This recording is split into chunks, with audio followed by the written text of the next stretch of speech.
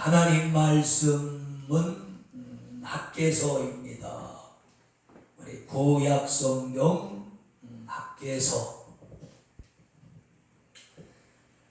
제 성경은 구약성경 1311쪽입니다.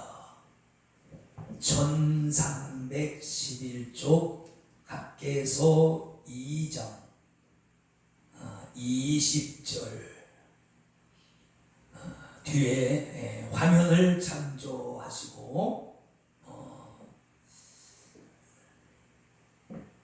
그 색깔을 빨간 걸 넣지 마시라니까 자꾸 반성 넣어서 안 보여요 화면에. 그 학개서 2장 20절 우리 천천히 함께 읽겠습니다. 그달 24일에 여호와의 말씀이 다시 학개에게 임하니라. 가라사대 너는 유다 총독 스룹바벨에게 고하여 이르라. 내가 하늘과 땅을 진동시킬 것이요 열국의 보좌를 엎을 것이요 열방의 세력을 멸할 것이요 그 병거들과 그 탄자를 엎드러뜨리리니 말과 그 탄자가 각각 그 동무의 칼에 엎드러지리라. 나 만군의 여호와가 말하노라. 스알디엘의 아들 내 종 스룹바벨아 나 여호와가 말하노라. 내가 그날에 너를 취하고 너를 인을 삼으리니 이는 내가 너를 택하였음이니라. 만군의 여호와의 말이니라. 아멘. 할렐루야. 주님을 찬양합니다. 오늘도 이 시간 예배에 동참하는 모든 백성들에게 주님의 은혜가 있기를 축원합니다. 오늘 학개서가 마지막 이제 강해가 되겠습니다.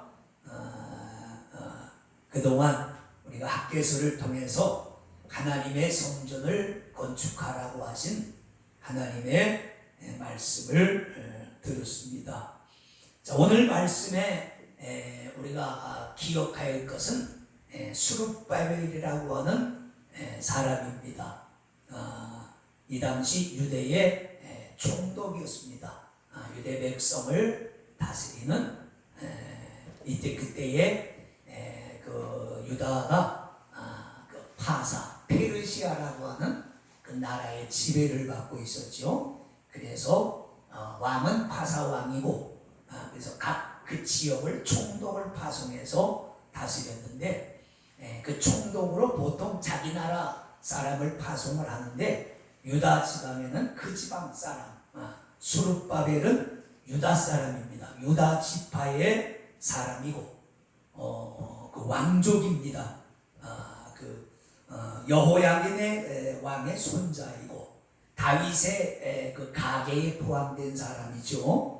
우리가 마태복음 1장 그 12절로 13절에 보면 스룹바벨의 족보가 나옵니다. 예수님의 족보를 이렇게 쭉 얘기하면서 아브라함서부터 이렇게 이제 그 예수님의 족보를 소개하면서 거기에 스룹바벨이라고 하는 이름도 나옵니다. 스룹바벨은 지금 말한 대로 유다 지파 사람이고 다윗의 후손 중에 한 사람이고 메시아의 가계에 속한 그런 정통성이 있는 사람이라고 볼 수 있습니다. 근데 하나님께서 이 학개서 선지자를 통해서 성전 건축을 하라고 유대 백성들을 독려하신 후에 맨 마지막에 메시아적 소망을 마지막으로 선포하고 자기의 예언을 이제 막을 내리게 됩니다. 성경의 핵심은 메시아죠. 그러니까 구약 성경의 핵심은 뭐냐면 메시아가 이 땅에 오신다는 거예요. 그러니까 모든 선지자들이 메시아를 언급합니다.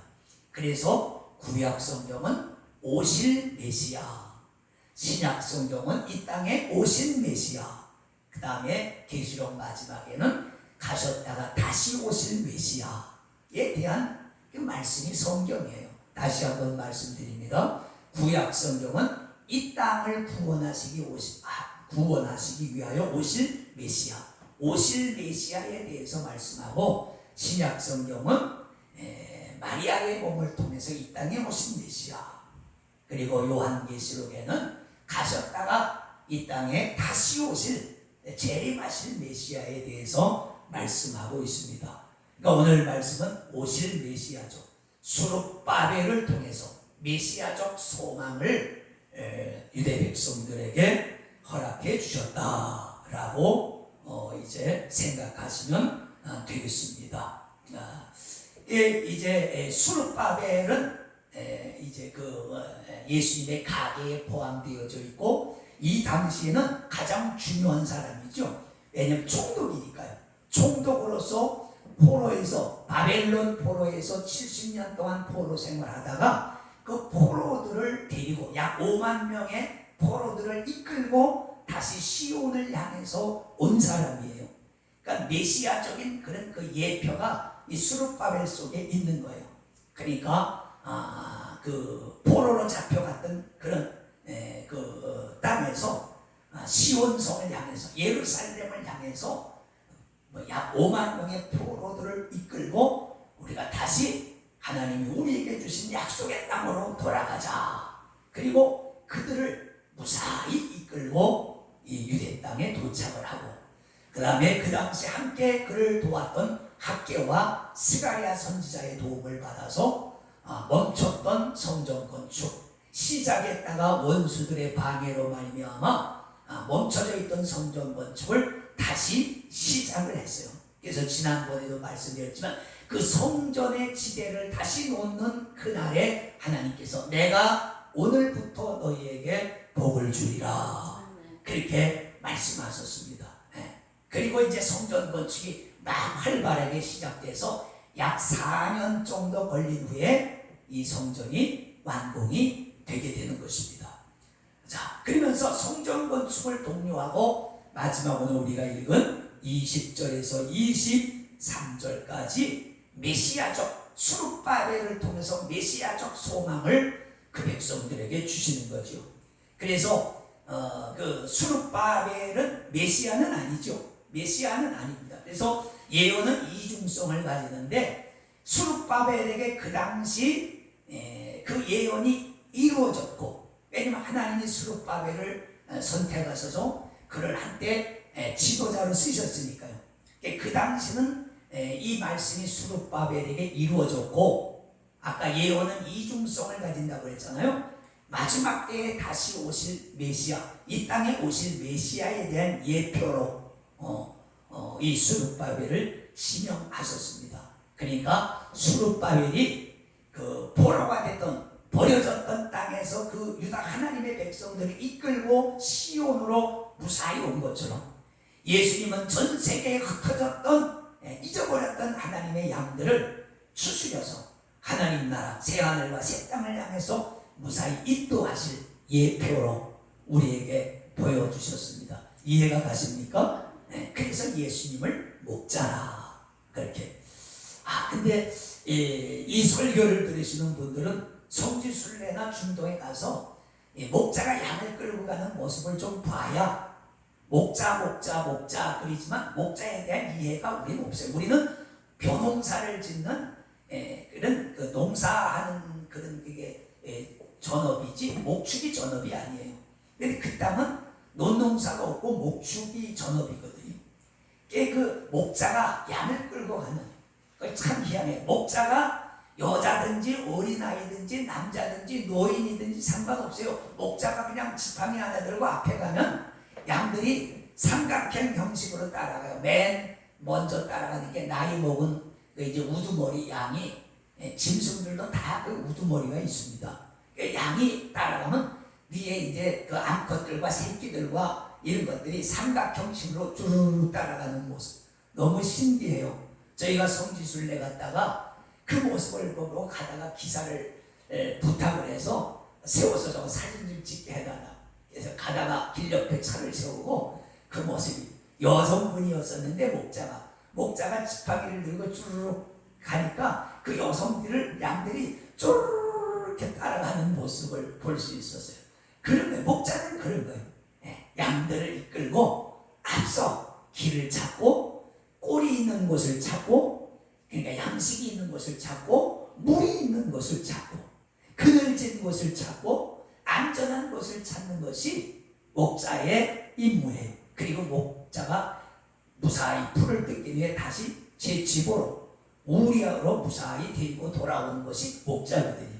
예수님이 이 땅에 오셔서 이제 목자가 되셔서 전 세계에 흩어졌던 잊어버린 영혼들, 그 영혼들을 복음으로 부르고 전도로 부르고 교회를 통해서 부르고 목사들과 전도자들을 통해서 불러서 다시 이끌고 하나님 나라로 가시는 그 예수님을 우리가 머리에 상상해야 될 줄로 믿습니다. 자, 23절이 오늘 중요한데 거기 나 만군의 여호와가 말하노라 스발디엘의 아들 내 종 스룹바벨아 나 여호와가 말하노라 그날에 내가 너를 취하고 그랬잖아요. 너를 취하고 너를 인을 삼으리라. 너를 취했다 그랬습니다. 하나님이 누구를 들어 쓰시는 것은 하나님의 절대적 주권에 속합니다. 왜 하나님이 나를 안 부르고 저 사람을 부를까? 왜 저 사람은 놔두고 나를 부를까? 성경에 보면은 예레미야가 그랬죠. 예레미야가 하나님께서 내가 너를 불렀다 할 때 예레미야가 왜 하필이만 납니까? 모세도 그랬잖아요. 난 말도 못하는데 왜 하필 나를 불렀습니까? 보낼 만한 자를 보내시는 것이 좋겠습니다. 근데 그거는 아니죠. 누구의 지시를 따라 하나님이 누구를 선택하고 취하고 예정하시는 것이 아니라 전적인 하나님의 주권으로서 누구를 선택하시기도 하고 누구를 부르시기도 하고 누구에게 사명을 맡기시는 것입니다. 하나님의 전적인 주권이죠. 그래서 여기 내가 너를 취하고 그날에 내가 너를 취하겠다. 뭐요? 이스라엘의 지도자로 내가 너를 취하겠다. 그렇게 말씀하십니다. 그렇습니다. 오늘날도 마찬가지. 우리가 예수 믿는 사람들이 알아야 될 것은 왜 하나님이 나를 사명자로 불렀을까? 왜 많고 많은 사람 중에 나를 믿는 자로 부르셨을까? 하나님의 주권이죠.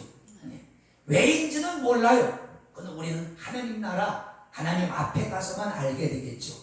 그것은 하나님의 주권에 속한 것이다. 토기장이가 진흙 한 덩이를 가지고 자기 마음에 드는 그릇을 만들 권한이 있다고 이사야서에서 그랬거든요. 토기장이가 진흙을 가지고 제 마음대로 만드는 것이 아니냐. 그렇죠. 토기장이는 자기가 만들고 싶은 그릇을 만드는 거예요. 이건 토기장이의 주권이고 그렇습니다. 두 번째는 뭐냐면 내가 너를 취하고 내 그날에 인을 삼으리니. 어떤 제 성경에는 인이라고 그랬습니다. 이건 한문을 직역한 거예요. 인이 도장인자입니다. 어떤 성경에는 인장이라고 그랬어요. 다 똑같은 소리예요. 인장, 도장. 우리 말로는 도장이라는 말이 제일 이해가 쉽습니다. 여러분 지금은 사인을 대체로 많이 하잖아요. 은행에서. 옛날엔 다 도장을 찍었어요. 아니면 지장, 지문이 있는 지장을 찍거나. 이게 도장을 이게 찍었다면 그러니까 이 성경이 기록된 시기는 도장 문화야. 지금은 사인 문화고 이 당시는 도장 문화란 말이야. 그러니까 내가 너를 도장을 삼는다 하는 말은 뭐예요? 이 굉장히 중요한 이게 메시아를 너는 내가 너를 메시아로 삼겠다 그런 말씀이거든요. 그러니까 왜 오늘 이런 말씀을 하셨는가를 잠깐 살펴보고자 하는 것입니다. 보세요. 그 당시에 내가 너를 인을 삼는다는 말이 이게 무슨 뜻이냐면 아까 그랬죠. 스룹바벨은 돌아온 5만 명의 포로들의 지도자 총독이었다. 에스라서 2장 1절로 이렇게 보면은 그 당시 포로에서 돌아온 사람들의 명단이 나옵니다. 포로에서 돌아온 명단. 어느 지파가 몇 명 이렇게 쳐요. 그래서 에스라의 이름도 나오고 거기 스룹바벨 이름도 나오고 다 나옵니다. 그런데 그 2장을 다 그런 얘기를 한 다음에 마지막에 근데 그때의 그 명단에 들지 아니한 제사장 무리가 있었는데 확인이 안 돼서 제사장 일을 하지 못하고 제사장의 양식도 받지 못했다, 먹지 못했다 그런 말이 나오는 거예요. 그러니까 포로에서 돌아온 명단이 다 그 족보 명단이 있었는데 그 족보의 명단을 스룹바벨의 총독의 이름으로 체크가 돼야 된단 말이에요. 그래야 온전한 유대인으로 인정을 받았단 말이에요. 포로에서 돌아오지 않고 그때 그 땅에 남아 있으면서 이방인들과 혼인을 하고 이렇게 피가 섞인 사람들은 유대인으로 취급하지 않았어요. 그 사람들은 지금 사마리아에 살고 있는 사마리아 사람들입니다. 요한복음에도 나오죠. 그래서 유대인과 사마리아 사람이 상종을 하지 아니했다. 왜냐하면 유대인들이 그들을 부정한 사람으로, 피가 섞인 사람으로, 순전한 유대인이 아니라는 이유 때문에 거부했기 때문에 그런 거예요. 그러니까 이 총독의 이름으로 총독의 사인이나 도장을 받아야 되는 거예요. 이 족보에 들어야 된단 말이에요.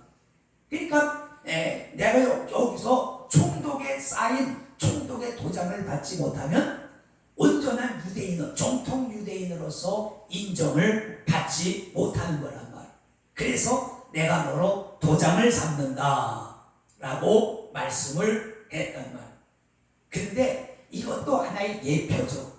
마지막 때에 이 땅에 오실 메시아는 이 도장과 같은 노릇을 하실 것이다. 그러니까 그 당시에 포로에서 돌아온 사람들이 스룹바벨의 확인 도장을 받아야 정통 유대인으로 인정받았던 것처럼 마지막 때에는 메시아이신 예수 그리스도의 도장을 받은 사람만이 구원받고 하느님 나라에 들어갈 수 있는 자격을 얻게 된다. 이게 제 말이 아니라 성경에 기록된 말씀입니다. 그래서 오늘 그걸 찾아보려고 하는 것입니다. 자, 여러분 요한계시록 7장을 가보세요. 이 굉장히 오늘 두 군데만 성경을 찾겠습니다. 계시록 7장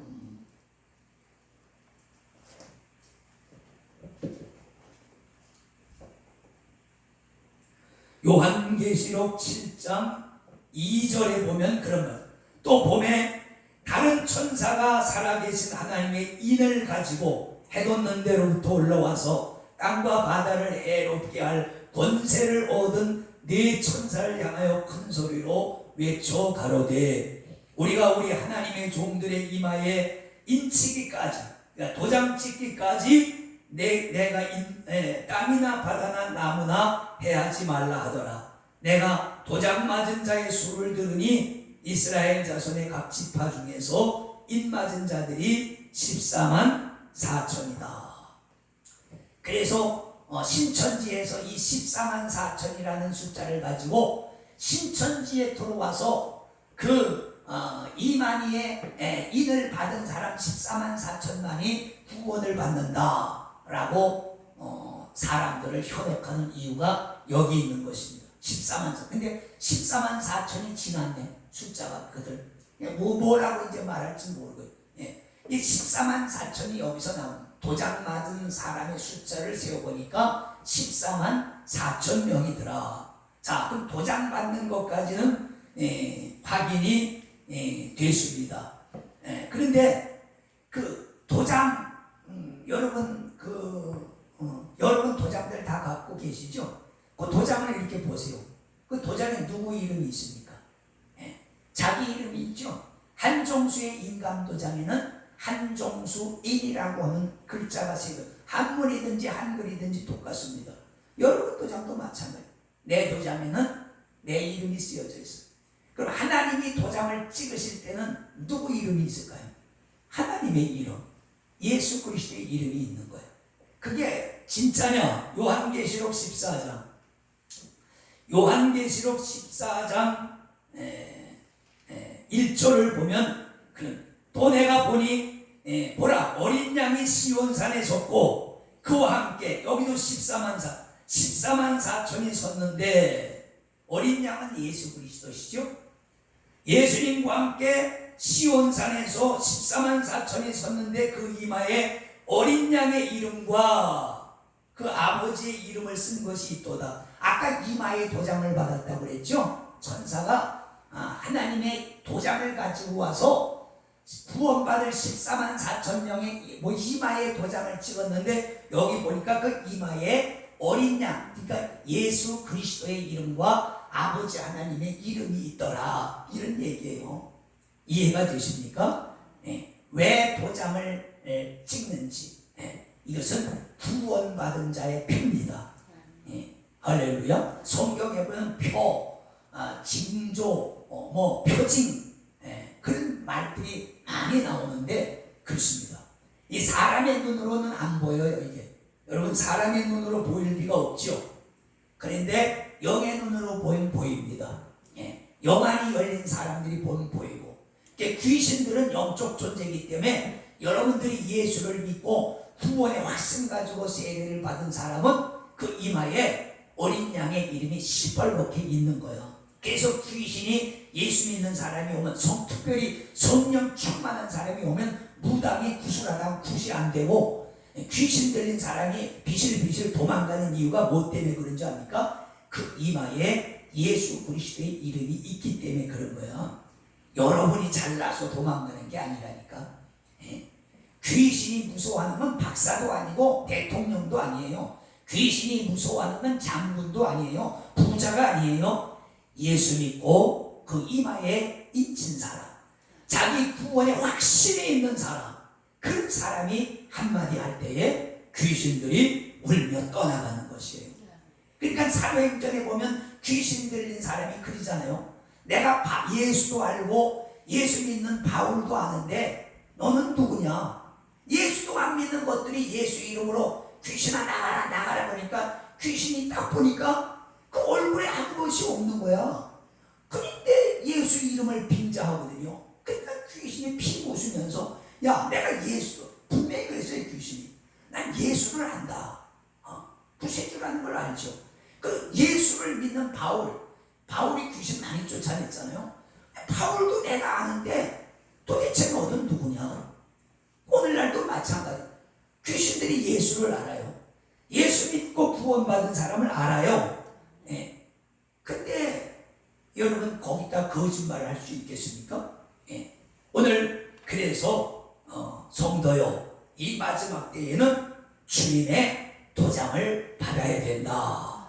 오늘 말씀에 그랬잖아요. 수룹바벨아, 내가 너로 이 마지막 때에 인 도장을 삼을 것이다 하는 말은 뭐예요? 너를 통해서 구원받을 자의 이마에 도장을 찍을 것이다. 그러면 너의 이름이 새겨진 도장을 찍을 것이다. 그것이 구원받은 자의 표시입니다. 개개인 성도의 이마에는 예수의 도장이 있고, 예수 믿는 집 가정에는 교패가 있고, 그렇잖아요. 교패가, 십자가 교패가 있잖아요. 예수 믿는 건물에는 십자가가 달려있고, 예배당에 십자가가 있잖아요. 저 십자가가 있잖아요. 바깥에 위에도. 그러니까 아무리 교회가 못생겨도 십자가를 달고 있으면 사람들이 뭐라 그래? 교회로구나. 근데 아무리 건물이 아름답고 훌륭해도 십자가가 달려있지 않으면 뭐 하는 집이지? 그런다고 말이야. 십자가가 지붕 위에 달려있으면 교회로구나. 어느 침대에 교패가 달려있으면 예수 믿는 집이로구나. 어느 사람 이마에 도장이 붙어있으면 예수 믿는 사람이로구나. 표시가 있어야 된단 말이에요. 표시.